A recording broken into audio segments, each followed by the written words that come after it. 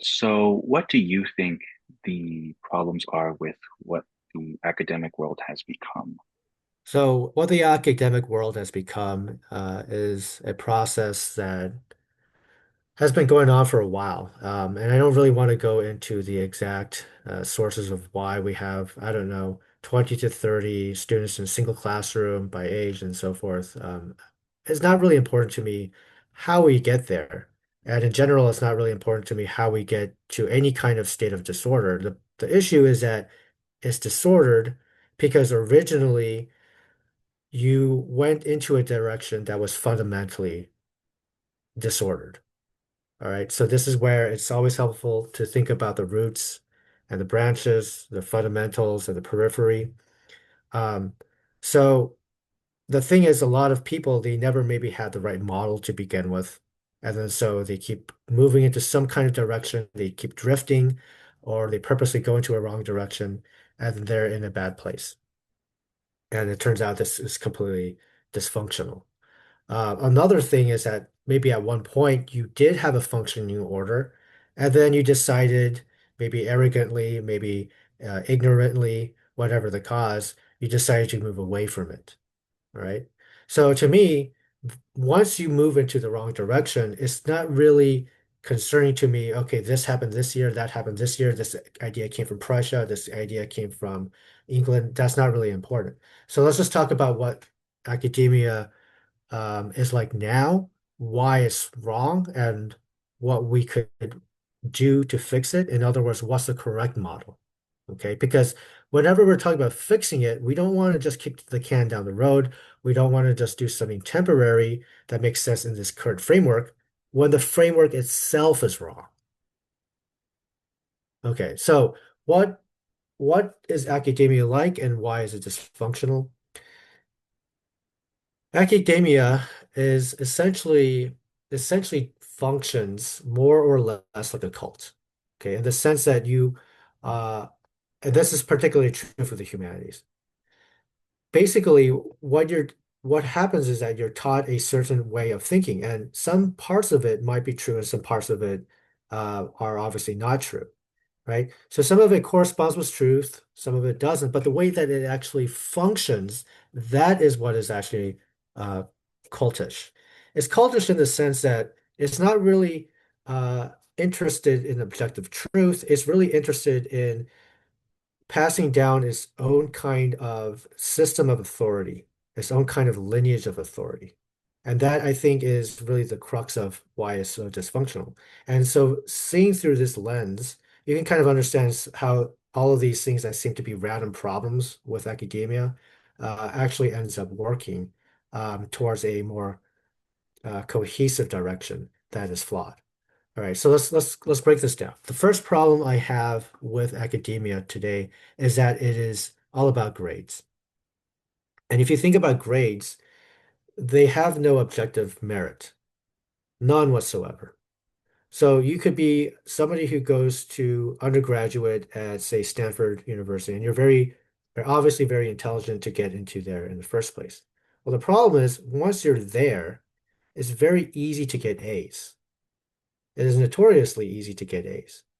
Now, if you go to somewhere else that's more difficult, like the University of Chicago, which a lot fewer people have heard of, that school is much more demanding at the undergraduate level. And in order to get an A, you really did deserve that A. Okay. So you have people that are very intelligent. They go into Stanford and they go into University of Chicago. And yet, what happens there is very different because grades are actually fundamentally subjective. They are an attempt to take something that is inherently subjective and then fit them into something that looks objective by giving numbers, by giving test scores, by giving assignments with percentile weights attached to them. So this test is going to be worth 20% of your final grade. This final is going to be worth 30% of your final grade. This project is worth 25% of your final grade. All right. But once we look at these projects and exams, now we're going into subjective realms of decisions. For example, what is more important to focus on? Was this well organized? Now compare this to a standardized test, right? I think people fear standardized tests because it actually demonstrates a lack of mastery. People are more tend to be happier with looking at grades because ultimately the grades are a social endeavor. You read what your professor wants, you pick up on what your professor or teacher is asking for or what they value, and then you take that understanding and then you implement that into your project, into your test. You know what to study for, what to emphasize, what to bring out. Again, this is especially true for the humanities. And then you please your teacher or professor, and then you get your A. I mean, it might be in the form of a number out of 100, but it's still nonetheless inherently subjective, right? This problem still persists to some degree in the science and mathematics. The question of how hard should my questions be? How much should my students know? How how quickly should they be able to solve these problems? What should we cover during the semester? Those are still going to be subjective. They're going to be different. Okay, subjective not in the emotional sense of the word, but subjective in the sense of it depends on the individual's perspective, right? Now, you can solve all of this by having objective standardized tests that determine whether or not you really have mastered that science or that engineering and so forth. But we don't actually function that way. Okay, so we basically pretend uh, something is objective when it's actually truly subjective, and then we bypass or we ignore or we diminish the role of something that is actually designed to be objective, you see. So that becomes just a major dysfunction in and of itself. Another problem with academia is that a lot of it is just geared towards learning the system. Okay, so we talked about how grades is a form of learning the system. You read your professors, you can even balance out your class schedule throughout your years of education so that you're not overwhelmed, or you take maybe the easier classes and you boost up your GPA that way. But then you have another issue by the time you get into the world of more advanced degrees, like the PhD degree. The PhD degree is really training you how to do not only research, but how to do it in a particular way that is acceptable to the already established academic community. Now, think about it this way. Our most brilliant thinkers, our most influential thinkers, and our most profound thinkers, regardless of fame, never had a PhD. Okay. I mean, you could think about it as most recently as Karl Marx. He's obviously an influential thinker, whether or not he is really on the mark or not. You can go all the way back to Confucius, who was on the mark, and he didn't have a PhD. And these people were profound, they were brilliant, and they were greatly influential. They didn't have PhDs, however. And so we have to think about our world today where if you have a PhD, you're automatically given a level of credibility that perhaps you don't deserve. Whereas if you are truly indeed brilliant, people will not take you seriously because you aren't given that official credential. And I think that's a travesty. So, what does what should it really look like? Okay. First of all, a teacher should be just that, a teacher. This person is somebody who explains you to the material, to guide your understanding, to correct you when you're incorrect. And so it should be a collaborative effort. Okay. And this means that oftentimes you don't have large classrooms. Okay. You might have groups, but there always needs to be one-on-one time spent. And that is more costly, of course. But if you really have a culture that values education, you're going to be doing that. Okay.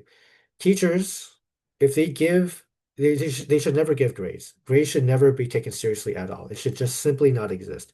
You could even have recommendations, that's fine, but at least a recommendation is honest about the subjectivity of that assessment, of the fact that this person is probably somewhat personally and emotionally tied with that person they're teaching. And that's normal and honest. And once we recognize that for what it is, all of a sudden names are rectified, right? If you're familiar, right? If you remember what the rectification of names entails, right? We can identify it for what it really is. Grades just obfuscate the matter. Okay, they just confuse what's really going on, which is simply a uh, attempt at making your subjective assessment look more objective. All right. So we can have recommendations, personal recommendations, that's fine, but at least we know what that really is. We want to have a test that objectively measures people, and we want to look at that as really our primary standard, our primary measurement tool. Okay. We don't want to ever look at grades. We also need to invest in the ability to make good tests. Okay. All these tests that we have are not really satisfactory, right? Whether you're talking about the SAT or the MCAT or the LSAT, or even the bar exams. Okay. Either they're going to be very good tests and we should trust the results of it, or if we don't really trust the results of it, we have to we have to say that the only valid reason for not trusting the results is because the design of the test itself is not very good to begin with. But if the design is very good, then we should trust the results, right? We can't just say after the fact, oh, well, I don't like the results. I don't think there's enough of this particular group that succeeded on it. Okay, we're just going to ignore the test now. We're going to diminish the importance of the test. We're going to question the validity of the test after the results are out. No, that's too late. That's not just, that's not fair, and that's not logical.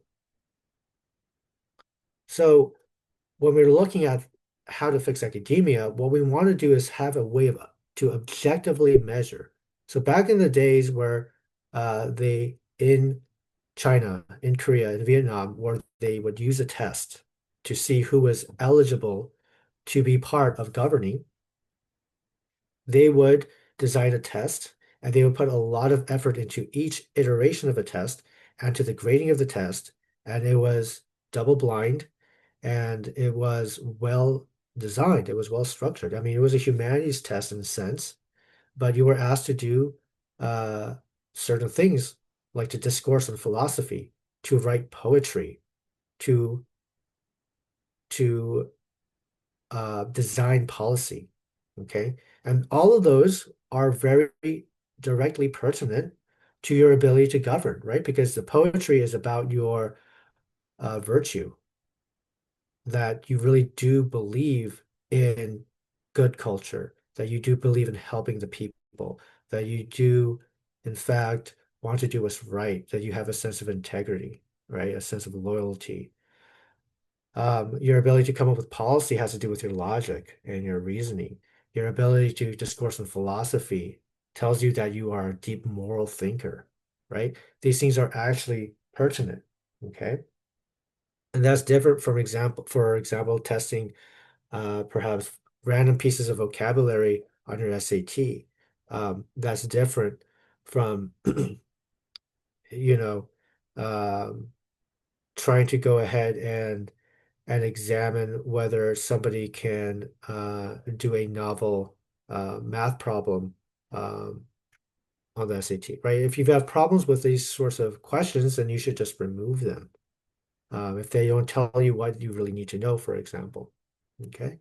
So if you're looking at how, academia failing, that's why it fails. Now, is this designed by accident?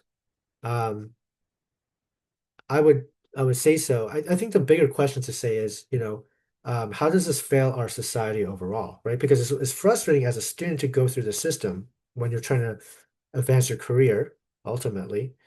But I think that's related to why it actually does fully fail our society as a whole. Because education is really for two purposes. One, that we have better wisdom as individuals, and two, that our community is wisely governed. Okay. So education is actually primarily about wisdom. Now look at our curriculum. Why are our classes in philosophy? Why are our classes in morality? Right? Why are our classes that look at culture, both in terms of how to be better cultured in your own society, but also thinking about cultures in general, right? So we have things that are kind of incidental to this, like maybe we have a language requirement. I mean, it's a language is a language, right? It doesn't really fully tell us about the subtleties of sociological aspects of this culture versus that culture. That's why Spain and Mexico and the Philippines, right? They can all speak the same language or a similar language, rather. Um, Maybe I shouldn't have included the Philippines here. That's a little bit more complex. That's a more complex situation. But let's say Mexico and Argentina and Spain, right? You have um, common language being spoken, but you have different cultures, right? So that's kind of nonsense. You just it's very clear though, right? Overall, that you don't have an emphasis on morality or wisdom or studying human nature in academia, right? You have things that are kind of close to it, and then they become their own thing, and they're just not really as direct as they should be, right? You also have with a failure in academics, if you can't really, oh, this is another problem, just off the top of my head. Um, Grades really test for learning curve ability. Okay, so they test your ability to learn quickly, right? These things that the professor has deemed important in the in the order that the professor wants to teach those things, which honestly might not make sense, right? Your teacher, if they're responsible for grading and lecturing, all right, and understanding the material, those are three different skill sets. Okay, they do help each other a bit, but they're fundamentally three different skill sets. And your teacher might understand it, but be terrible at explaining it. Your teacher might be good at explaining it, but terrible at assessing whether you got it. And so those all become a big problem. But ultimately, the way that academia works is you're supposed to learn something at a certain deadline, and they don't really care about whether you master it deeply or you master it so well that you can do something innovative or creative with it.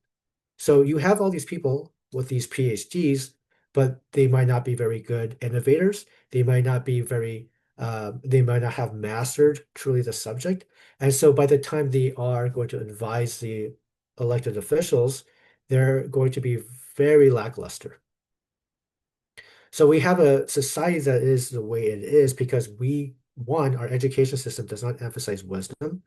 Two, it's structured in a way that does not allow for people who are capable of mastery and innovation, even though they might learn more slowly, to reach the top. And think about it this way.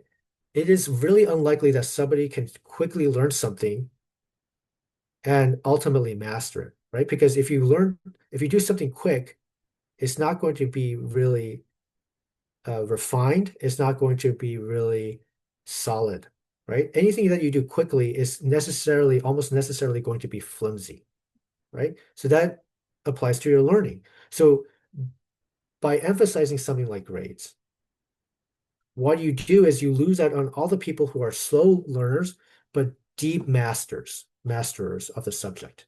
Okay. People who take a lot of time trying to figure out how it really works. And because they took that time, they learned it slowly compared to others, but they can do really innovative, creative stuff with it. You're losing that entire subsection of the population. And they are the ones who are not going to be accomplishing um, what our society needs them to accomplish because you have this really broken academic system. So academia isn't this little weird corner. It shouldn't be its own little corner of the world. What this should be is the institutions that are set up so that teachers can teach people wisdom. And that wisdom is not only used on an individual by individual level, but is used for your political leadership to make your communities happier, more joyful, more stable, um, more beautiful, more righteous, and ultimately a place that you want to actually live in and not just a place where you can make money off of each other. And that's what academia should really be about. In fact, the word academia is originally Greek. It's refers to a grove or a garden where Plato used to teach. And he used to teach there partially because democracy was actually, in general, right? Uh, it it persecutes truth. It persecutes truth speakers, and they had recently executed Plato's master, Socrates. So that's its own story. But really, what we have, what we call academia today, is really just this broken system where we give credentials to certain people and not other people, and we vouch for these people, and then they become prominent, and it's just this kind of thing that is its own little world, and that's why at the beginning I said it makes more sense if you kind of think of it as a out in the open cult.